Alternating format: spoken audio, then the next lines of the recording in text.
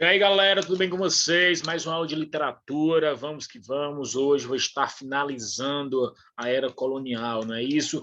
Finalizando, né, com o arcadismo, isso mesmo. Vamos aqui para a nossa aula sobre o arcadismo, esse período muito importante para a sua aprovação, ok? Lembrando que se você não assistiu ainda a minha aula sobre o Barroco, a aula anterior, procure assistir para que você entenda esse assunto de uma maneira muito mais objetiva, certo? Vou estar compartilhando nosso material agora, esse material que você tem acesso, material que eu vou estar sempre disponibilizando para a coordenação, para que eles possam repassar para vocês, ok? O material já está aqui na tela, como vocês podem ver. E vamos que vamos, aula de número 8, aula referente ao arcadismo. Olha só que interessante, vem aqui comigo. Show! Galera massa aqui do cursinho, professor José Bispo, professor Patrick, sou eu, vocês já me conhecem, né? Já sabem como é a minha vibe literária. E hoje, como eu já falei, vamos estudar a concepção Arcade, o arcadismo.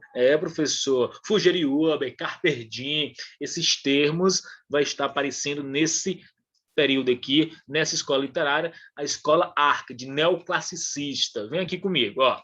O arcadismo, associa essa imagem, ó, já vou começar a nossa aula com essa imagem, para que você entenda o seguinte, o arcadismo, galerinha, tem esse nome por quê? Professor, esse período, arcadismo, tem esse nome, pois é um período que vai fazer referência à Arcádia. Patrick, o que é isso, Arcádia? Arcádia, um local aí vinculado à mitologia grega, à concepção da Grécia Antiga, e a Arcádia, galerinha, vai ser aquele período que o foco é a exaltação da natureza. A Arcádia, Patrick, era conduzida pelo deus Pan, né? O deus dos bosques, o deus do campo, professor. Então, associa isso comigo. Arcadismo aqui vai estar utilizando a Arcádia como referência e também essa escola literária ela é conhecida também como neoclassicista. Como assim, professor? Não tem um classicismo que nós estudamos? Ah, Patrick, tem um classicismo que nós estudamos na concepção de Luiz Vaz de Camões, o classicismo que evidenciava, né, aquelas normas, aqueles regimentos, sonetos, os versos decassílabos, os versos alexandrinos. O arcadismo vai estar voltando para aqueles mesmos princípios que nós estudamos do classicismo, só que agora com novos paradigmas, novas dimensões. Ou seja, associe o seguinte, ó, toda vez que você ouvir falar o nome arcadismo, você vai estar utilizando 3 palavras-chave para descrever essa ideia, para descrever essa concepção. Razão, verdade, natureza. Repetindo, Patrick, arcadismo é sinônimo de quê? Arcadismo é sinônimo de razão, verdade, natureza. Olha só a concepção aí, ó. O Arcade empurrando a sua dama aí, essa concepção totalmente simples, Patrick, esse contato com a natureza, é isso que o Arcade, o principal representante aqui do arcadismo, precisa para viver. Ele não precisa de luxo, ele não precisa de muito, precisa de quê? De pouco. Apenas a sua amada e essa concepção vinculada à vida no campo, ok? Vem aqui comigo.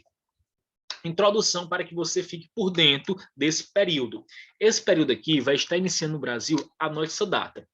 1768. Olha só, 1768, Cláudio Manuel da Costa vai estar publicando obras poéticas e, de fato, é a primeira obra a retratar a concepção Arcade aqui no Brasil. Mas antes de chegar ao Brasil, você precisa associar uma dimensão de modo geral, uma dimensão vinculada em Portugal, ou seja, onde essa semente, né, nasceu, onde o arcadismo floresceu.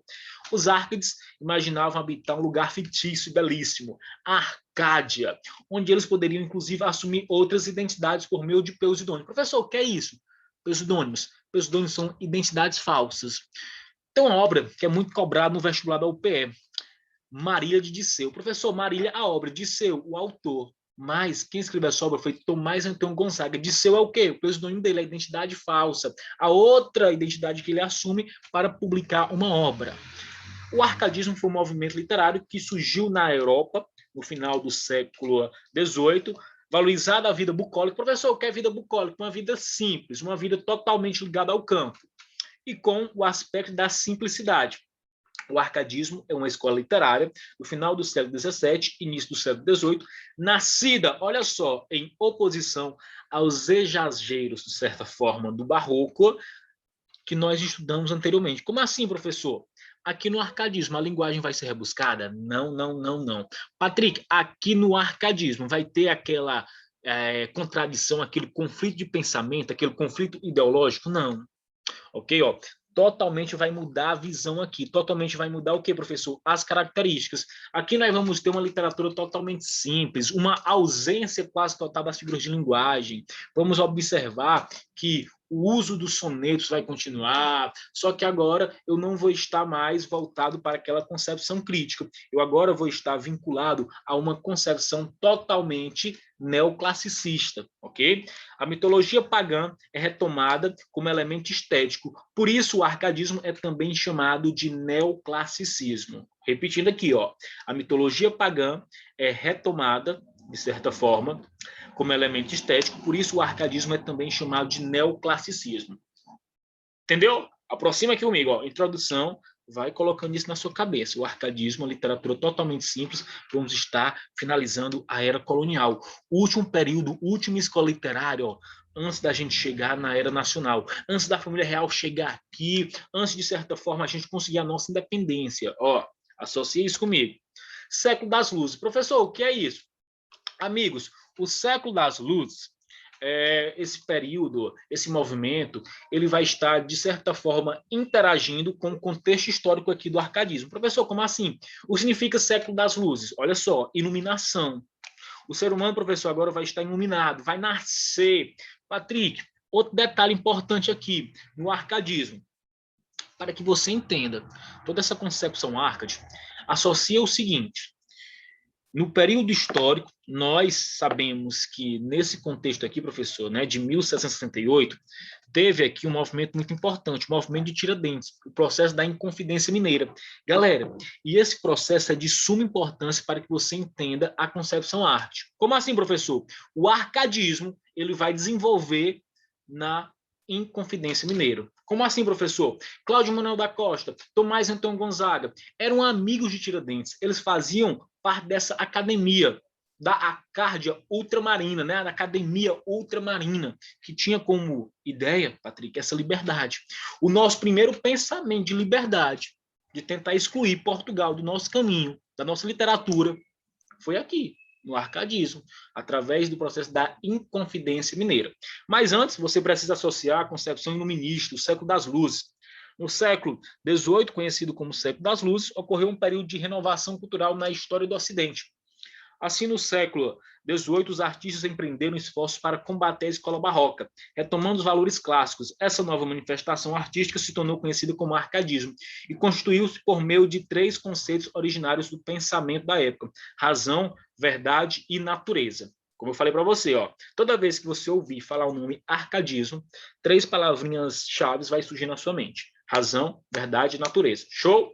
Vem aqui comigo, se aproxima, ó. Vem aqui comigo, se aproxima, preste atenção que eu estou falando. O arcadismo, ó. Arcadismo, também conhecido como neoclassicista, né, neoclassicismo, iniciou-se na Europa com a fundação da Academia Arcádia. Aqui no Brasil, né, nós vamos observar que a nossa academia é a Academia Ultramarina. Em 1690, o nome se refere à lendária região grega da Arcádia, na qual teria habitado Pan, deus do campo, né, dos bosques, dos rebanhos, conforme eu citei anteriormente.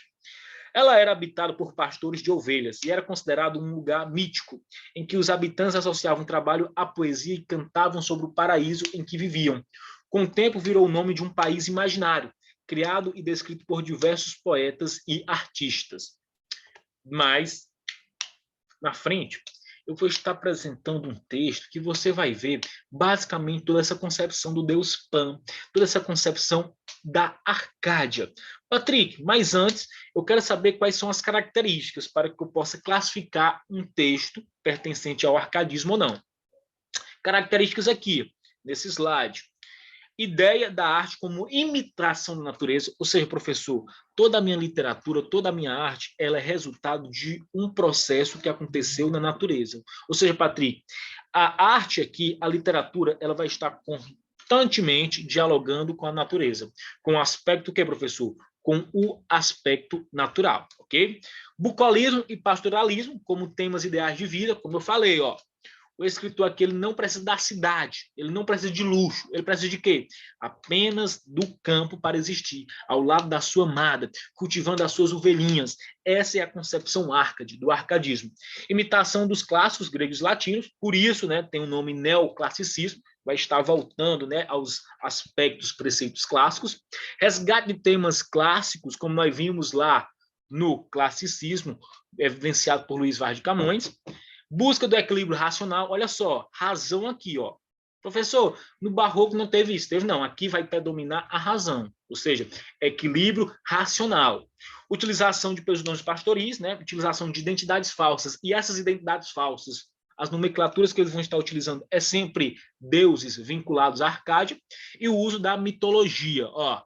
Patrick, então, vê se eu entendi aqui, o uso da mitologia, nós sabemos que a Mulher Maravilha, por exemplo, a Mulher Maravilha, se você observar toda a origem dela, a história daquela personagem, né, dessa heroína, vai estar voltado para o quê? Aspectos mitológicos, aspectos da Grécia Antiga. Mesma concepção aqui do arcadismo, mesma concepção que você tem que observar que as obras vão estar citando, interagindo com esse uso da mitologia, ok? São as características aqui por base que você precisa associar como essenciais para que você possa classificar um texto Arcade. Mais adiante, a literatura Arcade aqui, ó. A literatura neoclássica propôs o retorno a valores clássicos como razão, medida e simplicidade, opondo-se ao excesso e rebuscamento do barroco. Assim como o luxo excessivo da aristocracia e do clero, começou a ser questionado e criticado a linguagem rebuscada e contorcida do barroco. Foi perdendo seu prestígio. Escritores e poetas se dedicaram à produção de obras que apresentavam regras de uma nova arte. Galerinha, como é que vai acontecer aqui? Professor, não estou entendendo bem. Acabou essa linguagem rebuscada, professor? Acabou esse uso de figuras de linguagem? Galera, a linguagem rebuscada acabou. Agora, que nós vamos observar aqui no arcadismo, a linguagem simples. Como eu falei, uma ausência quase total das figuras de linguagem. Eu vou estar observando aqui que o escritor ele vai estar voltado para a concepção em torno da natureza. Eu vou estar criticando a cidade agora. Inclusive, outro detalhe que você vai observar aqui no arcadismo é o uso de termos em latim. Alguns termos em latim, né? Fugere urbe, carpe diem, non dia truncare. Professor, por que esses termos? Uma aproximação com a literatura Arcade. E esses termos eles vão estar evidenciando o quê? Esses termos eles vão estar evidenciando justamente o que eu falei para você, uma literatura voltada totalmente para o aspecto classicista, para o aspecto em torno da mitologia. Patrick, o arcadismo ele é muito cobrado no Enem? Não, não é um dos períodos aí queridos, favoritos, lembrados na prova, mas nós devemos estudar, pois esse período é muito importante para que você possa entender todo o cronograma da nossa literatura, ok? Associa isso, ó. A literatura Arcade vai ser uma literatura totalmente diferente da que nós estudamos no Barroco, ok? Vem aqui comigo. A valorização da natureza, do campo, da vida pastoril, são os principais elementos que compõem o estilo da vida Arcade. Ou seja, os temas aqui, professor, dos textos Arcades, valorização da natureza, o homem, né, tendo contato com essa vida no campo, como ele se fosse verdadeiro um pastor, sua preocupação fosse apenas cultivar os elementos da natureza, cultivar as suas ovelhinhas. A literatura era utilizada como mecanismo de mudança social. Para os poetas era preciso encontrar um ambiente, mesmo que fictício, para representar o desejo de igualdade e justiça. O cenário, né, acolhedor do campo era apresentado reiteradamente com o intuito de modificar a mentalidade da elite do período, combatendo a futilidade e ressaltando os símbolos de liberdade. Olha só esse soneto, ó. Cláudio Manuel da Costa, ele que inaugurou aqui o arcadismo no Brasil. Cláudio Manuel da Costa, em 1768, publicou Obras Poéticas, primeiro texto a puxar a cortina do arcadismo aqui no Brasil. Professor, então, o arcadismo vai estar iniciando de 1768 e vai até quando? Nós podemos considerar até 1836, pois 1836 já vai estar acontecendo o romantismo aqui no Brasil. Lembrando que em 1808 a família real vai chegar ao Brasil. 1808 a família real vai chegar ao Brasil trazendo as primeiras universidades, as primeiras bibliotecas, o Banco do Brasil e ó, essa mentalidade vai mudar. Com a chegada da família real, nós vamos começar a estudar a literatura sobre a era nacional, sobre a nossa liberdade. Por isso eu vou estar repetindo novamente. O arcadismo, o que nós estamos estudando na aula de hoje, é o último período da era colonial. Quinhentismo, barroco e arcadismo. Finaliza a era colonial, romantismo vai estar inaugurando a era nacional. Olha só o soneto 14 aqui. Olha só o que você pode observar, uma linguagem totalmente simples, uma linguagem diferente do barroco. Patrick, é um soneto, 14 versos, 2 quartetos, 2 tercetos. Quem deixa o trato pastoril amado pela ingrata civil correspondência, ou desconhece o rosto da violência, ou do retiro a paz não tem provado. Quem é bebê nos campos transladado, no gênio do pastor da inocência, e que é no trato e na aparência, vê sempre o cortesão dissimulado. Ali respira amor, sinceridade. Aqui sempre a traição seu rosto encobre. Um só trata a mentira, outro a verdade. Ali não há fortuna que socobre. Aqui, quando se observe, é variedade. Ou ventura do rico, ou bem do pobre. Professor, o que é que a gente pode observar aqui? Críticas. Críticas à cidade. Ó, a cidade só vai estar evidenciando elementos negativos. O campo, elementos totalmente positivos. Ou seja, se a gente observar nessa primeira estrofe aqui, ó, quem deixa o trato pastoril amado, quem deixa, Patrick, essa concepção na vida no campo, né, esse ambiente simples, puro, pela ingrata civil correspondência, pela ingrata civil, olha, pela cidade. Ou desconhece o rosto da violência, a cidade tem o que, professor? Violência, roubo e corrupção. Ou do retiro, a paz não tem provado, ou de certa forma ele nunca provou esse retiro de paz, ele nunca provou essa liberdade que o campo, né, que o trato pastoril oferece. Aí ele continua, que bem é ver nos campos transladado, no gênero do pastor da inocência, e que mal é no trato e na aparência, ver sempre o cortesão dissimulado. Professor, esse cortesão dissimulado, ele vai estar habitando onde? Na cidade. Esse camarada que só pensa em corrupção, só pensa em roubo. No campo não existe isso. No campo eu tenho o quê? Uma liberdade poética. No campo eu tenho o quê, professor? No campo eu tenho paz, eu tenho segurança. Ali respira amor, sinceridade. Aqui sempre a traição, seu rosto encobre. Um só trata a mentira, outro a verdade. Olha só, a gente até pode ver aqui, professor, o uso de uma antítese. Mentira ou verdade? Continua. Ali não há fortuna que só cobre. Aqui, quando se observa, é variedade. Ou ventura do rico, ou bem do pobre. Rico, pobre também. Outra figura de linguagem, né? A antítese. Observe que o poema aqui é marcado por oposições, nas quais a cidade está sempre associada a elementos negativos. Enquanto a natureza, né, galerinha? A natureza é encarada como uma espécie de paraíso, como uma concepção totalmente positiva. Volta a destacar, ó. O escritor Arcade aqui, ele precisa de quê? Ele precisa da natureza para existir, somente disso. Por isso ele vai estar criticando a cidade, porque é através da cidade que a natureza vai ser destruída. Vão pegar as madeiras aqui para construir prédios, e ele vai estar criticando isso. É o que nós podemos observar. Outro detalhe, os textos nem sempre serão apresentados nos seus respectivos nomes. Eles vão estar o quê, professor? Eles vão estar o quê? Utilizando identidades falsas, né? Pseudônimos. Por isso eu falei para você. É uma das características aqui específicas do arcadismo, essa composição, né, professor? Composição de quê? De aspecto classicista com quê? Com elementos da natureza. Por isso o arcadismo é conhecido como neoclassicismo. Uma literatura totalmente diferente da literatura que nós estudamos lá no Barroco, ok? Show de bola? Aí vem aqui comigo, ó. A busca pelos ideais árcades. São esses termos aqui, colegas, que vocês vão estar encontrando em alguns textos do arcadismo. Fugere uber, né, que significa fugir da cidade, termo aqui em latim. Carpe diem, né? Ah, professor, já ouvi muita gente fazendo tatuagem, né, com essa nomenclatura. Carpe diem, aproveitar o dia, aproveitar o momento, aproveitar o hoje. Arodia mediocritas, né, condição mediana. Inutile truncar, cortar o inútil. Locus amoenos, lugar ameno. Tudo isso os escritores vão estar evidenciando, né, essa busca pelos ideais árcades, utilizando esses termos, utilizando, né, essa composição para aproximar a literatura a esse espaço vinculado lá na Arcádia, ok? Volto a destacar. O arcadismo aqui, um período muito importante para que você entenda o cronograma literário que nós estamos estudando.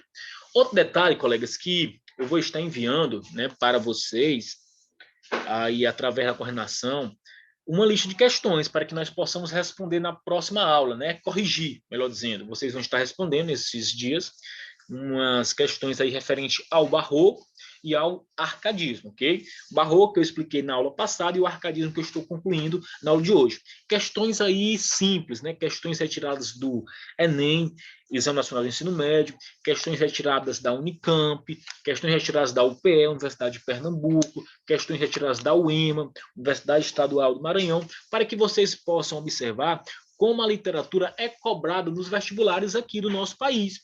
Não tem nenhum mistério aqui, ó. Não tem nenhum bicho-papão. A literatura é cobrada de modo bem simples, conforme eu estou falando aqui para vocês. Ó. Vai estar sempre evidenciando um texto lá e pedindo algo sobre aquele texto, alguma característica marcante, algo que o autor deixou de evidenciar. Por isso, é muito importante você, meu amigo, minha amiga, que está estudando aqui no cursinho José Bispo, se preparar nessa vibe literária, ó, nessa pegada.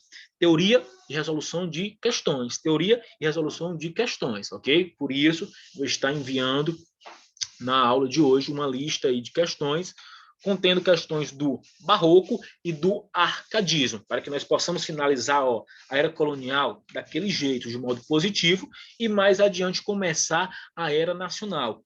Era nacional que eu vou estar esmiuçando a respeito do romantismo, realismo, naturalismo, parnasianismo, simbolismo, pré-modernismo, aí vem vanguardas europeias, vem o modernismo brasileiro, Semana de Arte Moderna, primeira, segunda, terceira geração, muita coisa ainda que nós vamos estar estudando. Então, agradecer a presença, a participação de todos vocês, lembrando que qualquer dúvida, qualquer indagação, né, é só me procurar.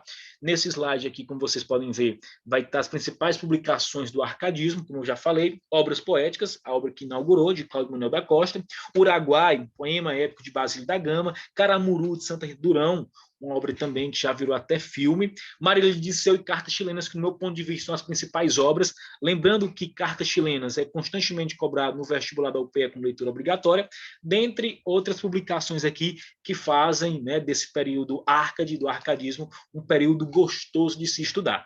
Então, mais uma vez, quero agradecer a presença de vocês. Qualquer dúvida, qualquer indagação, é só entrar em contato comigo, né, através aí do meu e-mail, do meu Facebook, do meu Instagram. E é isso. Beijo, até a próxima. Fiquem com Deus aí e estudem. Não esqueçam de responder a nossa lista de questões. Valeu!